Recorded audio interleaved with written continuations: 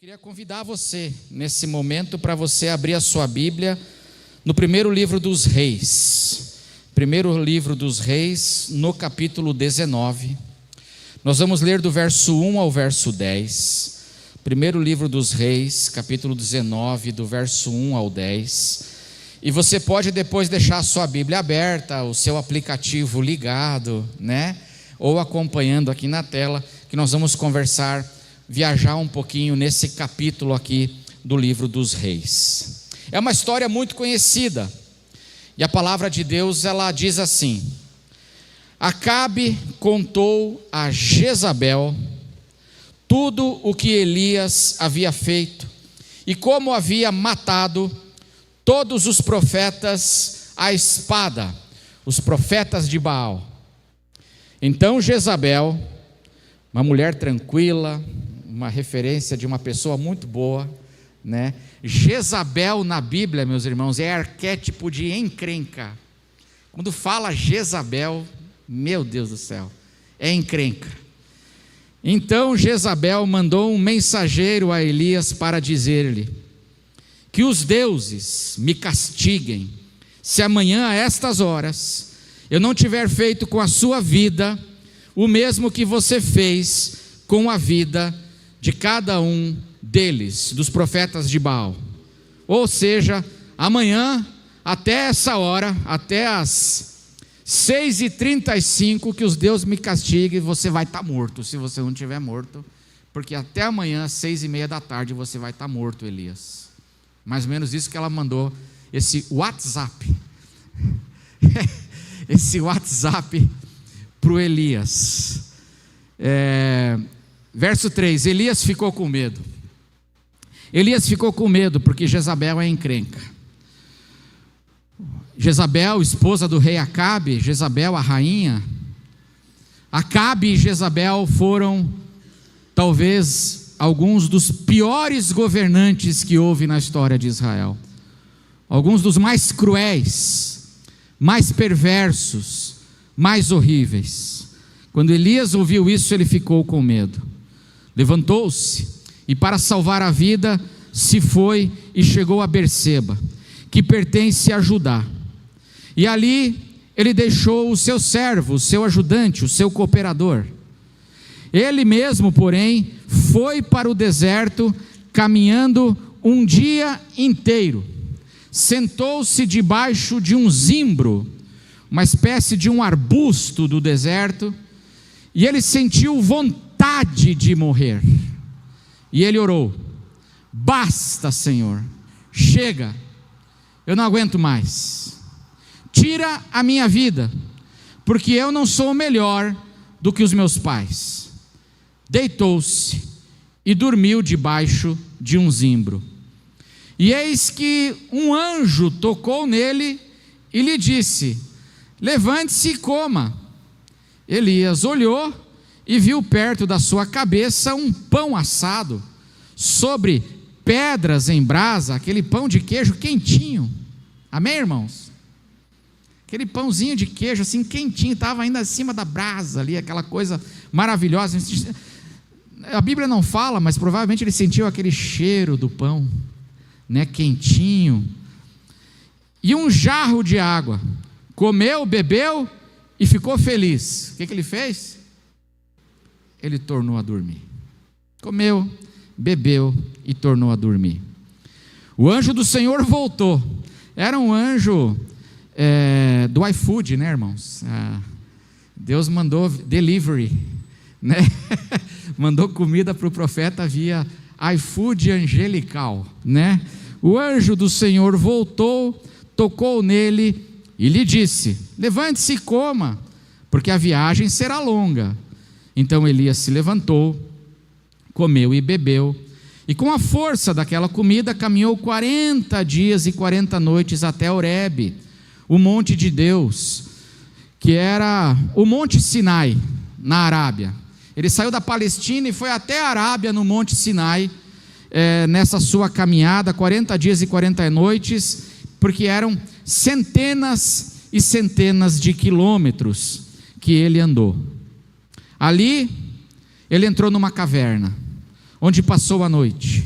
E eis que a palavra do Senhor veio a ele e lhe disse: o que você está fazendo aqui, Elias? E ele respondeu, vamos ler juntos o que ele respondeu? Tenho sido muito zeloso pelo Senhor, Deus dos exércitos, porque os filhos de Israel e derrubaram os teus altares e mataram os teus profetas à espada.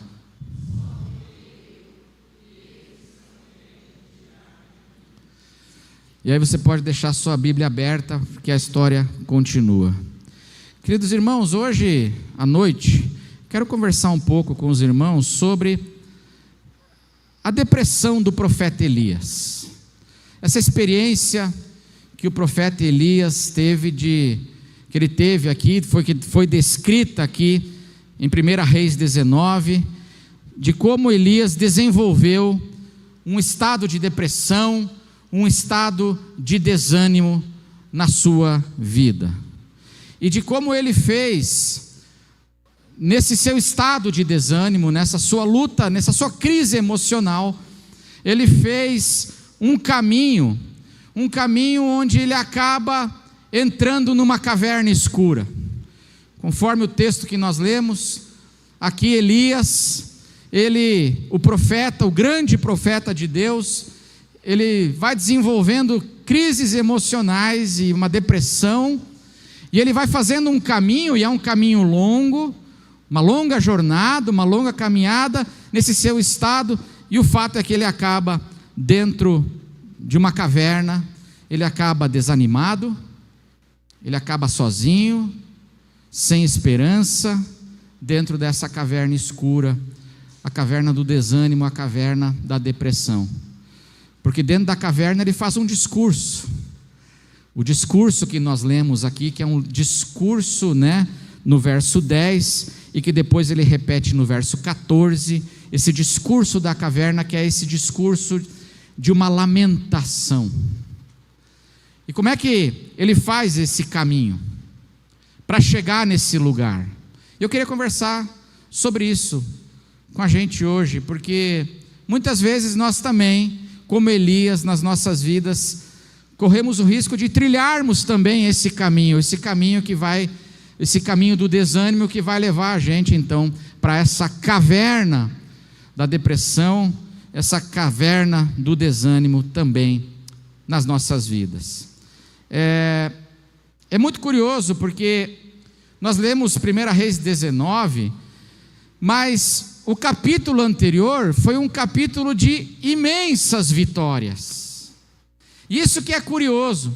Como é que um homem que no capítulo 18 desfruta e experimenta o poder de Deus e desfruta de grandes vitórias na sua vida, no capítulo 18, ele estava no Monte Carmelo. Vocês lembram o que aconteceu no Monte Carmelo? Nós lemos no texto aqui, do próprio capítulo 19, mas no Monte Carmelo acontecem duas coisas importantes no capítulo anterior.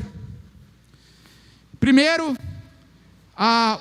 Elias, no poder de Deus, ele desmascara as mentiras, ele desmascara a falsidade dos profetas de Baal.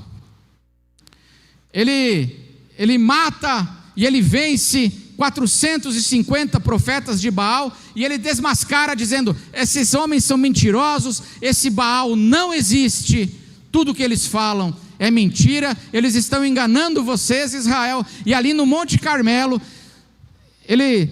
Deus dá essa libertação para o seu povo. Esses profetas que enganam são desmascarados. Amém, irmãos? Mas mais do que isso, ali no Monte Carmelo também, naquele momento, uma seca que já durava 3 anos, uma seca severa, uma estiagem muito dura, que estava trazendo uma profunda crise social e econômica para Israel. Naquele dia, com a oração de Elias, volta a chover. Amém, irmãos? E volta a chover galões e galões. Não é chuva, não é garoa, não é São Paulo, terra da garoa, não, mas é chuva torrencial, chuva abundante. Isso tudo no capítulo anterior. Grandes vitórias. Como é que esse sujeito, esse homem de Deus, que no capítulo anterior desfruta de tão grandes vitórias, agora ele entra nesse processo de depressão? Não é curioso? E será que eu e você estamos imunes a toda esses conflitos, às vezes, e crises emocionais? Aconteceu com Elias. O caminho, como é que ele trilhou o caminho que vai do Carmelo para a caverna? Como é que aconteceu isso?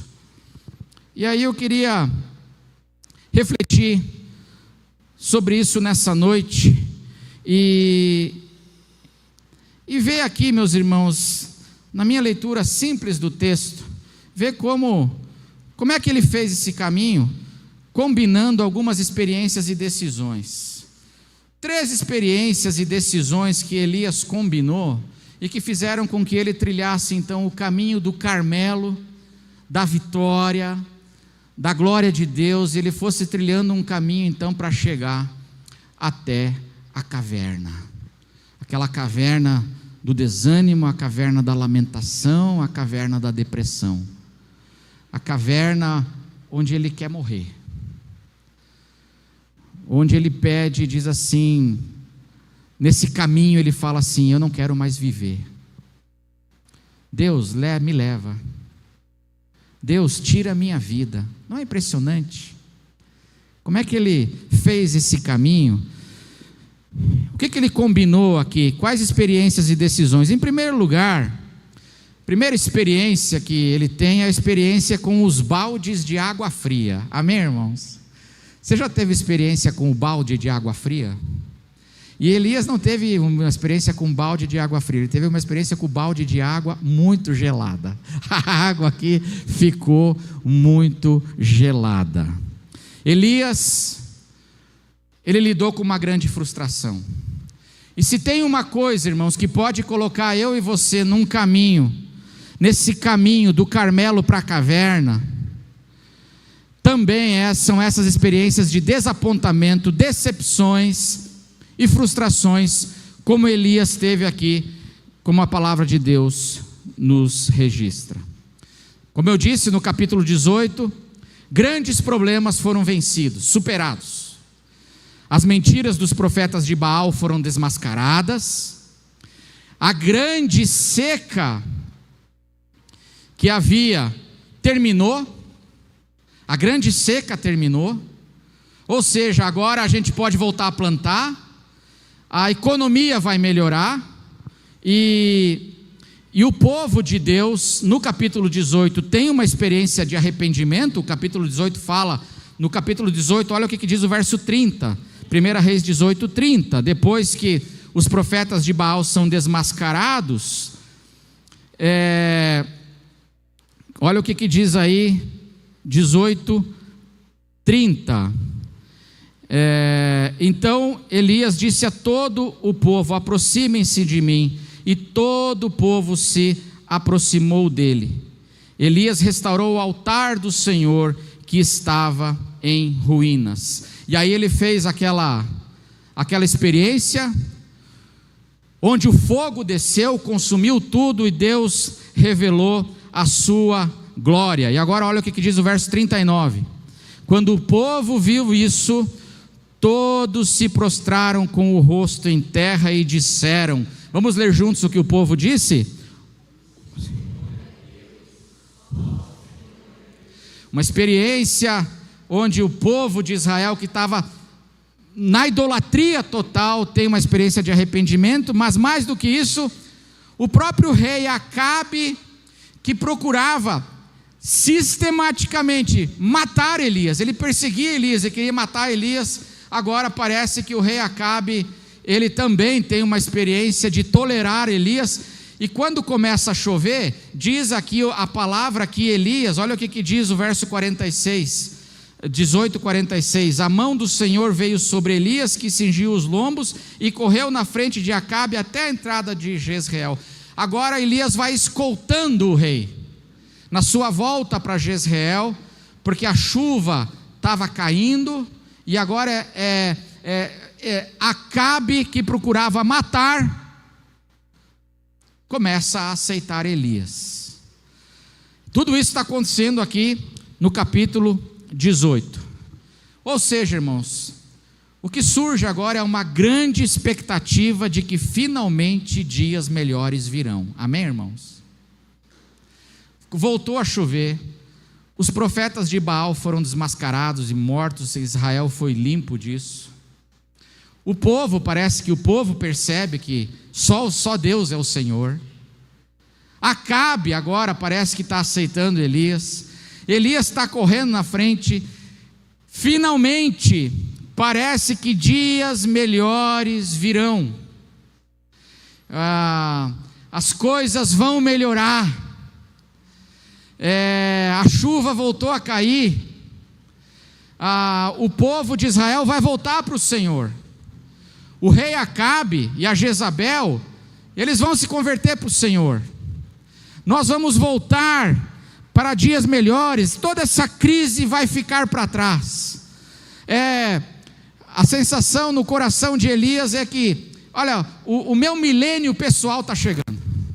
Porque lá em Apocalipse 20 fala do milênio, e na igreja antiga, dos pais da igreja, eles interpretavam o milênio como um reinado.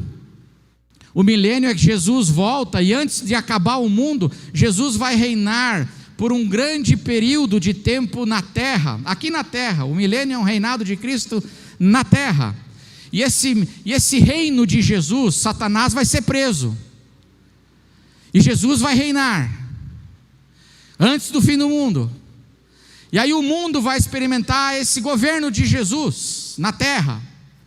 E como é que vai ser esse governo? Já pensou? Já pensou, irmão, como é que vai ser? Tem muitas profecias no Antigo Testamento, enfim, aí a teologia fala muita coisa, mas vai ser um reino de justiça, vai ser um reino de paz, vai ser um reino de abundância e prosperidade, Satanás preso, Jesus reinando, durante um longo período, o milênio. E aí eu vejo aqui que Elias está mais ou menos com essa sensação. Os profetas de Baal foram mortos, o povo está se arrependendo, a chuva voltou a cair. Acabe está me ouvindo de novo. Eu estou guiando Acabe, eu estou indo à frente de Acabe agora. Dias melhores virão. Eu acho que nessa hora Elias pegou o violão e começou a tocar a música do Jota Quest. Conhece a música do Jota Quest? Não tem essa musiquinha do Jota Quest? Dias melhores para sempre. Ele tocando lá.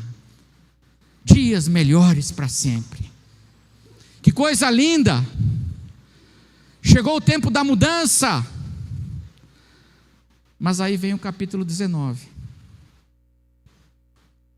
E o que diz o capítulo 19? Texto que nós lemos. Acabe contou para Jezabel tudo o que Elias havia feito, como havia matado todos os profetas à espada. E então Jezabel mandou um recado para Elias. E o que ela mandou de recado? Qual foi o WhatsApp? Você vai morrer, nós vamos matar você. Um balde de água fria, naquela expectativa, que gera um profundo o que, irmãos, nele? Desânimo. Não acontece com a gente? Quando a gente sofre essas decepções às vezes, e a gente começa a dizer igual Elias: basta, não adianta mais, isso aqui não vai mudar. Porque depois do capítulo 18, se depois do capítulo 18 não mudar, não muda nunca mais. Senhor, eu quero morrer. Ah, pastor, estou com uma expectativa, meu cônjuge, meu marido, agora parece que ele vai criar juízo, aleluia. Passa uma semana, o sujeito faz umas confusão danada, e aí ele estava com aquela expectativa que ia melhorar, mas que agora vai, porque Deus falou, porque Deus... E aí o sujeito não vai, e aí fica como? desânimo. O sujeito fala assim: pastor, eu acho que agora o meu filho vai criar juízo, pastor, porque Deus falou com ele, Deus está agindo. E aí quando vê assim o menino, não vai. E não só não vai, piora. E aí a pessoa fala assim: não adianta, basta, não vai mudar. E aí essa experiência desse balde de água fria, água congelante, onde ele tem uma expectativa de que agora dias melhores virão, graças a Deus, depois de tanto tempo. Na verdade, Jezabel não se converte, Acabe não se converte, e no texto que nós lemos, o povo de Israel continua negando a aliança deles com Deus, porque nós lemos aí no texto, no verso 19, que diz assim: Israel, eles deixaram a tua aliança. A injustiça vai continuar, a confusão vai continuar. Eu estava com expectativa de que as coisas iam melhorar, mas daí o Irã joga bomba em Israel. E eu não sei você, quando eu vi que o Irã jogou bomba em Israel, eu gelei, irmãos.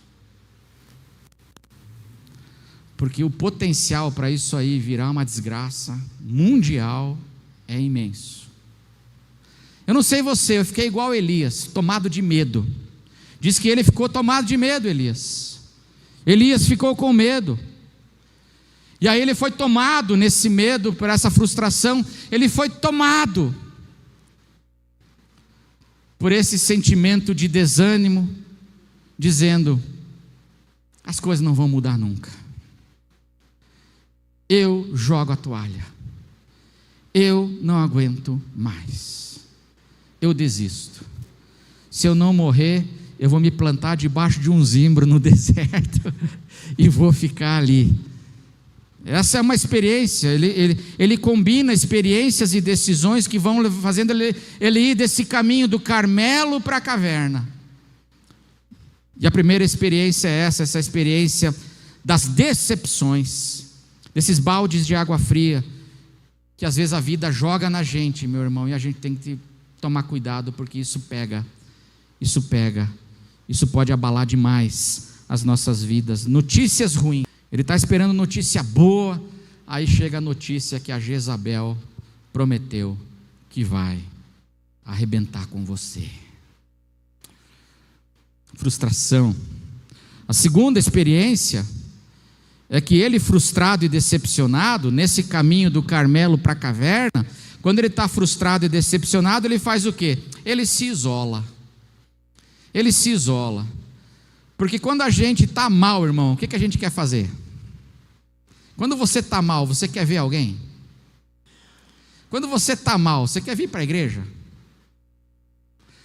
Ou quando você está mal, você quer ficar sozinho no seu quarto chorando as pitangas? Você quer ficar sozinho na caverna chorando? Não sei você, mas quando eu fico mal, eu não quero ver ninguém. E o que Elias faz? Elias, ele se isola, ele vai para o deserto, diz a Bíblia, e olha o que ele faz no verso 3, capítulo 19, verso 3. Elias ficou com medo, levantou-se para salvar a vida, foi e chegou a Berseba, que pertence a Judá. E o que ele fez em Berseba? Ali ele deixou o seu servo, seu ajudante, seu companheiro, seu auxiliar. Ele foi e deixou ali, e aí ele vai para o deserto sozinho. Essa decisão de se isolar, porque esse é o desejo que vem, quando a gente não está bem, a gente quer sumir, não é verdade, irmão? A gente quer desaparecer, a gente fica procurando, a gente põe lá no Waze, onde é que tem um pé de zimbro aqui, você digita no Waze, assim, pé de zimbro no deserto mais distante, me leva para lá, por favor, eu quero ir para lá, sozinho. E ele toma essa decisão. Então, frustrado e decepcionado, ele se isola. E em terceiro lugar, quando ele está frustrado, decepcionado, se isolando, no seu isolamento, ele é tomado de sentimentos e pensamentos muito negativos. Sentimentos e pensamentos que tomam o coração de Elias quando ele se frustra. Aí, frustrado e decepcionado, ele se isola, ele não quer ver ninguém.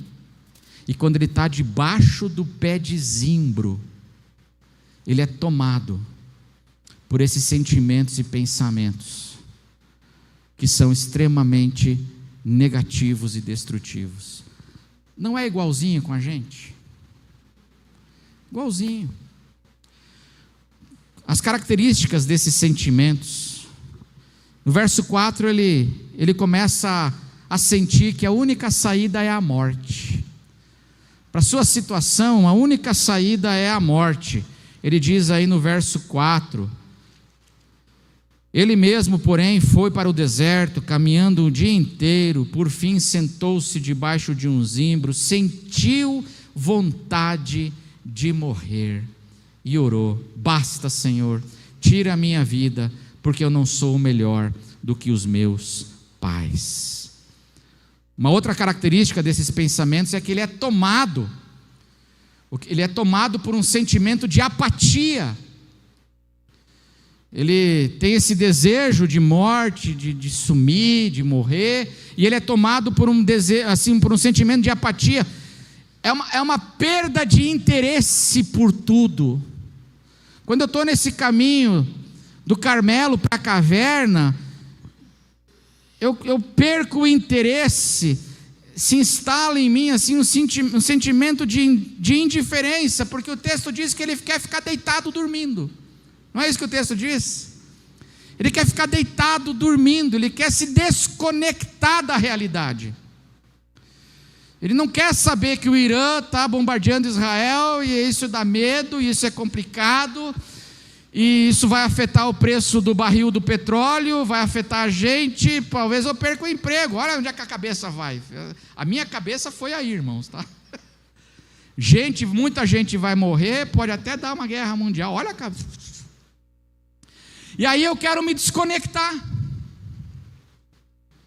E aí ele vai e fica assim. Gente deprimida gosta muito de ficar prostrado na cama, entregue, porque não quer pensar, quer se desconectar, e se instala esse sentimento de apatia. Versos 5 e 6: deitou-se e dormiu debaixo de um zimbro, e eis que um anjo tocou nele e lhe disse: levante-se e coma. Elias olhou e viu perto da sua cabeça um pão assado sobre pedras e brasas e um jarro de água. Comeu, bebeu e fez o que, irmãos? Tornou a...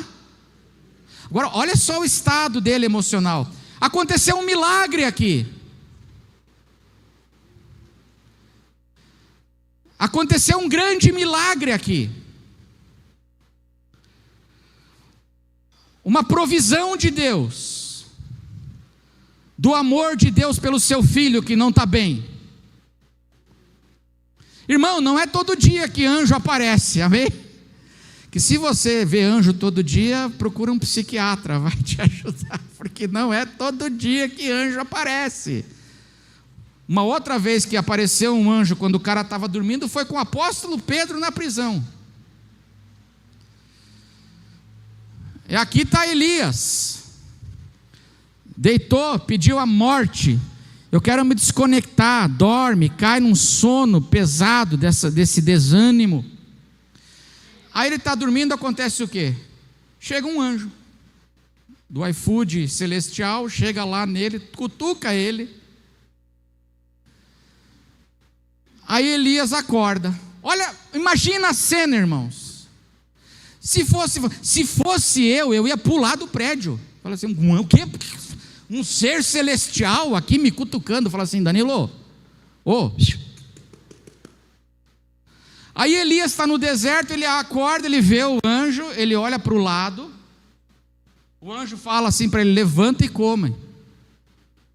Aí ele olha, está lá brasa, pão, água. Isso é um grande milagre. Elias desfruta disso. Mas o que ele faz em seguida? Você percebe a apatia? Esse sentimento de apatia que toma conta. E as coisas e visitações da graça de Deus, eu estou tão para baixo, que eu fico apático, eu fico com a perda de interesse por tudo. E Elias tem essa experiência, aí o anjo dá de novo comida, cutuca ele come, aquela comida eu não sei que comida era aquela, mas foi um Gatorade da pesada, né? Aquilo ali que ele tomou, porque deu uma energia, ele caminhou 40 dias. Mas quando ele chega em Horebe, ele faz o quê? Vai para a caverna. Vai para a caverna. Porque toma esse sentimento de apatia no coração, ele é tomado por um sentimento também de fracasso, de lamentação.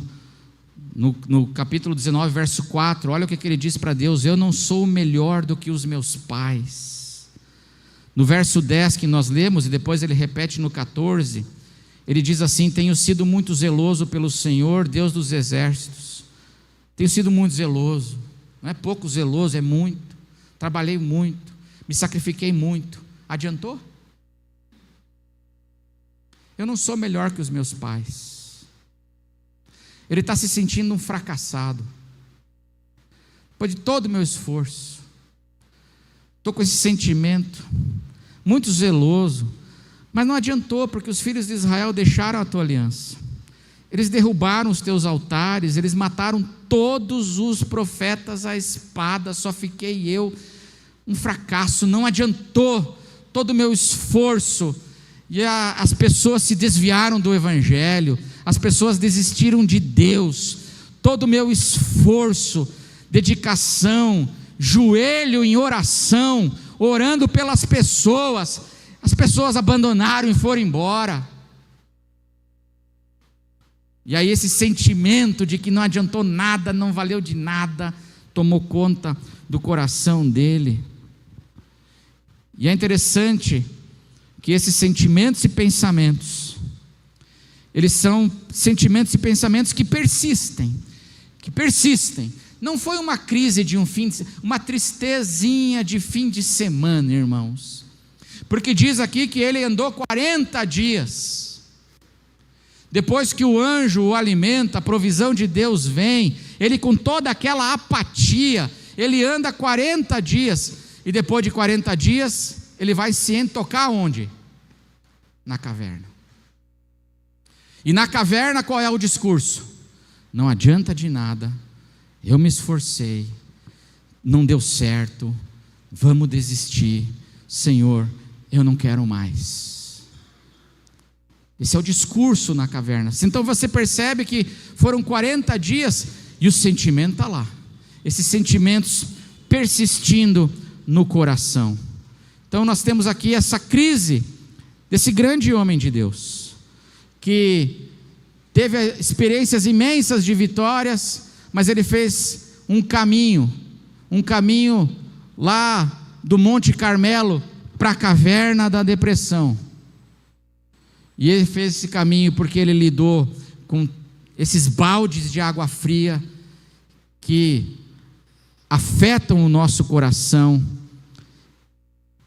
Frustrado e decepcionado, ele foi se isolando no deserto. E o coração dele, quando ele está isolado lá, afastado, o coração dele é tomado de sentimentos e pensamentos negativos. E aí ele vai trilhando o caminho, onde ele acaba na caverna escura, sozinho, deprimido, em profunda lamentação. Quero encerrar a mensagem perguntando: o que a gente faz? O que a gente faz? O que fazer? Como sair dessa caverna de desânimo, essa caverna emocional, de depressão, que a gente também às vezes na nossa caminhada, mesmo eu sendo um homem de Deus, mesmo você sendo uma mulher de Deus, nós não estamos imunes a isso, como Elias não estava. E como sair dessa situação? E nós poderíamos falar muitas coisas, mas hoje eu quero deixar só uma Uma sugestão que o exemplo e a história de Elias nos deixam para nós não nos deixarmos vencer por esse mal, mas vencermos a esse mal com o bem. Uma sugestão do exemplo de Elias é que, meu irmão, para sair dessa caverna, você precisa começar a se ajudar. Para sair dessa caverna, você precisa tomar uma decisão de começar a reagir. E só você pode no teu coração tomar essa decisão, onde eu vou começar a reagir contra esses sentimentos e pensamentos que tomam conta da gente, quando eu estou isolado no deserto, na minha tristeza e decepção e frustração. E para sair disso, eu preciso começar a reagir, tomar a decisão de reagir. Eu preciso começar a me ajudar para sair dessa caverna. Porque, meu irmão, se você não tomar uma decisão de você se ajudar e começar a reagir, a situação vai ficar muito difícil para que haja qualquer libertação. É aquela história do sujeito que está dentro do buraco e os bombeiros jogam a corda, os socorristas jogam a corda, mas se eu não tomar a decisão de agarrar a corda, eu saio do buraco. Eu tenho que tomar uma decisão de cooperar com Deus para poder começar a sair dessa caverna. Porque senão todo socorro que é importante, toda ajuda que é importante, não vai ser suficiente, porque tem uma medida em que eu preciso também tomar uma decisão para cooperar, para sair desse lugar escuro que às vezes eu me encontro na minha vida. Se não, veja, nós lemos aí até o verso 10. No verso 9 diz assim, 1 Reis 19, 9, ali entrou numa caverna, onde passou a noite. E agora olha só, eis que a palavra do Senhor veio a ele. Agora foi a palavra do Senhor. Veio a ele e lhe disse: o que você está fazendo aqui, Elias? Elias, por que você está aqui? O que você está fazendo aqui? Essa foi a palavra de Deus. Aí ele responde, e aí tem o discurso da caverna. Porque isso, aquilo, e não adianta nada, eu me esforcei, eu sou um fracasso, não sou melhor que os meus pais, e papapá, e todo esse discurso. Verso 11 diz assim: então foi-lhe dito. E qual é a palavra de Deus para Elias, que está nessa caverna de lamentação? Qual é a palavra? Saia daí. Sublinhe isso na sua Bíblia. A palavra de Deus para ele é: saia daí, saia desse lugar. Você tem que se levantar e com as suas próprias pernas fazer o quê? Sair. Agora não veio o anjo, né? Não é interessante? Não veio 4 anjos, um agarrou pelas mãos, outro agarrou pelas pernas e tiraram Elias à força. A palavra de Deus para ele é: saia daí e fique diante do Senhor no monte. Saia dessa caverna, porque se eu não tomar decisões, não começar a reagir, meus irmãos, todo remédio que é importante, é muito importante o remédio, mas ele não vai ser suficiente. Toda ajuda de psicólogo e psiquiatra, que é muito importante, é fundamental, mas se não houver em mim a cooperação e a decisão de me levantar e cooperar para sair disso, não vai ser suficiente.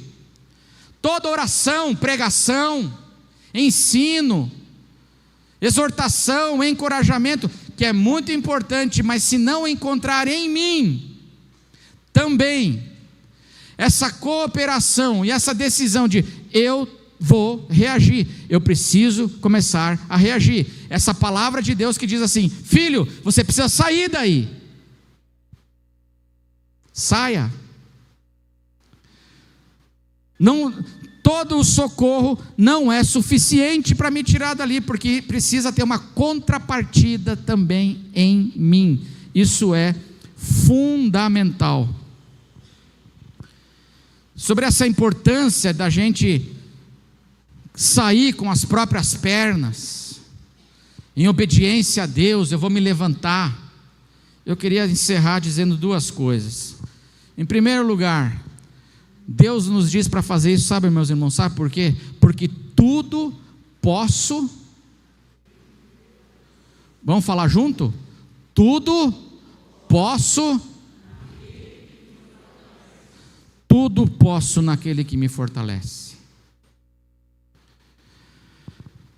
Com Cristo, meus irmãos, e em Cristo nós podemos fazer o que parece impossível. Com Deus a gente salta muralhas, diz a palavra. Não nos veio tentação, provação, que não fosse humana.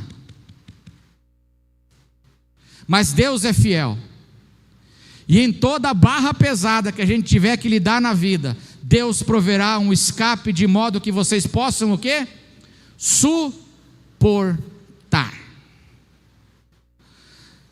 Eu preciso ter essa compreensão de que é muito importante que haja da minha parte também cooperação para sair dessa caverna. Por quê? Porque tudo eu posso naquele que me fortalece. E isso é importante, sabe por quê? Qual é o discurso da caverna? Quem está na caverna está com que discurso? O discurso de que é impossível, de que não dá para mudar, o discurso de que eu não consigo, eu não sou melhor que os meus pais, eu já tentei, Israel deixou a aliança, eu sou um fracasso, não dá, é impossível, não adianta, porque depois de tudo que eu fui muito zeloso e comprometido, não deu certo, depois de então não adianta se esforçar, as coisas não vão mudar. Esse é o discurso da caverna. E aí a pessoa fica ali, presa, naquelas emoções, sentimentos, pensamentos que vão tomando conta do coração dela. E a primeira coisa que a palavra de Deus diz é assim: saia daí. Você consegue sair dessa caverna, porque tudo posso naquele que me fortalece. Você consegue sair daí, Elias. E a segunda coisa que eu queria falar sobre essa decisão de reagir, porque sem isso fica muito difícil que haja essa libertação. Comece a se ajudar a reagir dando pequenos passos. Amém, irmãos? Como é que eu saio dessa caverna, pastor? Primeiro é entendendo que você pode sair daí. Você pode sair daí, você não precisa ficar refém disso. E como é que eu faço? Saia da caverna dando pequenos passos. Porque olha o que diz aí o verso 13. Elias ouviu.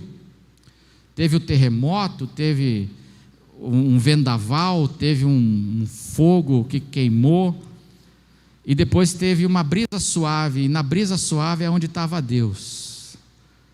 E aí, olha o que diz o verso 13. Quando Elias ouviu isso, ele cobriu o rosto com o manto, e saindo ele pôs-se aonde, irmãos? Aonde ele se colocou? Na entrada da caverna. E eis que uma voz lhe disse: o que você está fazendo aqui, Elias? Deus falou com ele assim: o que você está fazendo aqui dentro da caverna? E aí Deus falou para ele assim: o que você está fazendo aqui, quando ele estava fora da caverna? Então Deus está com ele dentro da caverna, e Deus está com ele aonde? Fora da caverna, porque Deus não habita em caverna, Deus está com a gente. O que você está fazendo aqui, Elias? E aí ele faz o discurso da caverna. Mas o que me chama a atenção é que a restauração de Elias começa quando Deus diz assim: sai daí. E aí ele não escala o Monte Sinai. A restauração não começa escalando o Monte Sinai, começa fazendo o quê? Em primeiro lugar, deixa eu ficar na entrada da caverna. Pequenos passos, pequenas ações.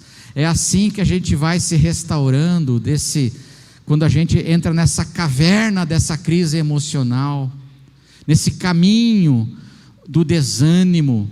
A gente vai assim tomando a decisão, falar: não, eu vou reagir. Eu vou porque tudo eu posso, eu não preciso ficar preso aqui, a minha cooperação e ajuda é importante para eu sair daqui, eu vou sair daqui. Eu vou sair daqui como? Bom, eu vou dar pequenos passos. A primeira coisa, eu vou ficar na entrada da caverna, e começa aqui. Pequenos passos, é a sabedoria do grão de mostarda, da parábola do grão de mostarda. Uma pequena semente que você semeia causa um grande impacto. Para mudar a sua vida, para mudar o mundo, a gente não precisa plantar grandes coisas, mas pequenas ações, pequenas sementes que a gente planta, viram uma árvore que transforma a nossa vida. Então, essa sabedoria, você está cansado, frustrado, deprimido, está tomado por esse caminho que Elias entrou, e você diz assim: pastor, como é que eu saio disso? Você não tem energia para fazer grandes coisas, mas dê pequenos passos. Você pode levantar de manhã e tomar um banho. Amém, irmãos? Você sabia, para quem está deprimido, tomar banho, levantar e tomar um banho é uma coisa muito difícil, às vezes. A pessoa está tão desanimada que ela começa a se desleixar dela mesma. Você quer sair disso? Você não precisa concorrer a um concurso, porque você não tem nem energia, mas você pode levantar de manhã e fazer a barba. Amém? Você pode dar pequenos passos. Eu vou lavar a pia, eu vou lavar a louça que está na pia. Eu não vou correr uma maratona, mas eu posso levantar de manhã e vou reagir em nome de Jesus, e eu vou na padaria comprar pão. Amém? São reações que eu estou fazendo, são passos que eu estou dando. Eu estou indo para a entrada da caverna, eu estou reagindo, eu não estou me entregando. Porque nesse movimento Deus vem com a sua graça e restaura, mas o início da restauração de Elias começa aqui, quando Deus diz assim: sai daí. Ele levanta e vai para a entrada da caverna. Primeira coisa que ele faz. E eu queria que, em nome de Jesus, não sei como é que está a tua vida hoje, mas eu sei que tem muita gente lutando com desânimo, depressão, por causa disso tudo que Elias, os mesmos caminhos e crises aqui de Elias. E eu queria dizer para você, meu irmão, sai daí, dê pequenos passos, comece a reagir, comece a se ajudar, a cooperar, porque quando a gente faz assim, a gente volta para o caminho. É muito curioso que o texto diz assim, que Deus fala para Elias assim: volta pelo caminho onde você veio. E a gente volta para o caminho da vida. Amém, irmãos? Na graça de Deus, e a gente deixa essas cavernas que prendem a gente para trás. Vamos orar?